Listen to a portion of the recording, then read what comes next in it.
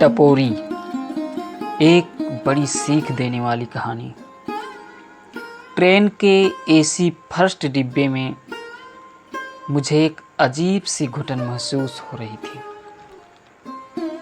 कारण था सामने बैठा एक युवक, जिसके किसी पुराने फिल्मी हीरो की तरह लंबे लंबे बाल थे, लाल शर्ट, काली पैंट, कमर पर कसी बेल्ट और हाथ पर सलमान खान वाला ब्रेसलेट किसी टपोरी से कम नहीं लग रहा था।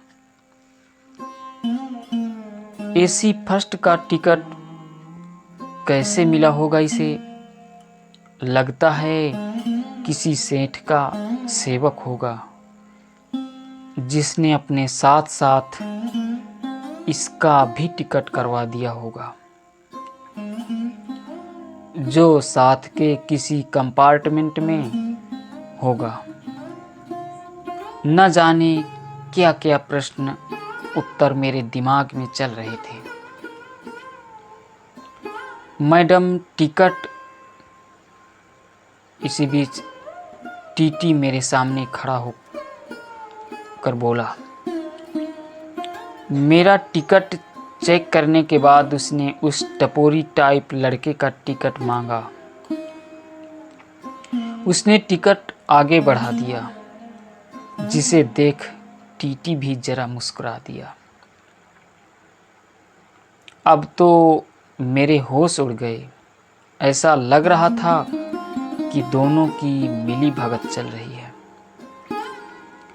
सवालों की उधेड़-बुन मेरे दिमाग में जारी थी कि तभी, मैडम कहाँ तक जाएंगी आप?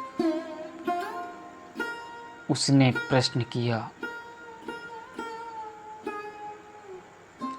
जयपुर, जैसे मैंने कोई गंदगी का ढेर देख लिया हो। मैं भी जयपुर ही जाऊंगा, उस लड़के ने कहा। अब मेरा दिल ट्रेन के साथ साथ धड़कने लगा था। शायद मेरे मन में चल रही उठापटक को समझ रहा था वो, इसलिए करवट लेकर वो सो जाता है। थोड़ी ही देर बाद ट्रेन रामपुर स्टेशन पर रुकी और तभी एक दंपत्ति अंग्रेजी में कुछ गिटर पिटर करते हुए अंदर प्रविष्ट होते हैं। मेरी सांस में सांस आई और मैं मुस्कुराकर उनका स्वागत ऐसे किया जैसे वह मेरे मेहमान हों। खाना खाने के बाद महिला ने दोनों का आपस में बातों का सिलसिला शुरू कर दिया। वह लोग अलवर जा रहे थे। मैंने मन ही मन सोचा, अलवर पहुंचने तक तो सुबह हो जाएगी, चलो रात तो आराम से कट ही जाएगी। उस समय वह महिला मुझे किसी देवदूत से कम नहीं लग रही थी। तभी उसने केक का डिब्बा मेरी ओर यह कहते हुए बढ़ाया कि आज उसकी मैरिज एनिवर्सरी है। दोनों को विश करके मैंने केक ले लिया।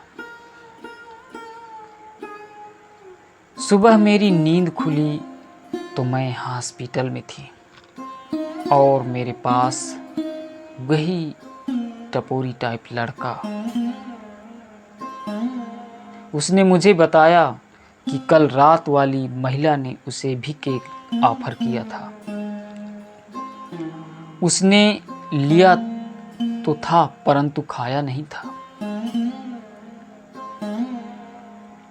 वह आपका पर्स और सामान लेकर निकल रही थी, तो मैंने उन्हें दबोचकर सबको बुला लिया और वह अब रेलवे पुलिस की गिरफ्त में है।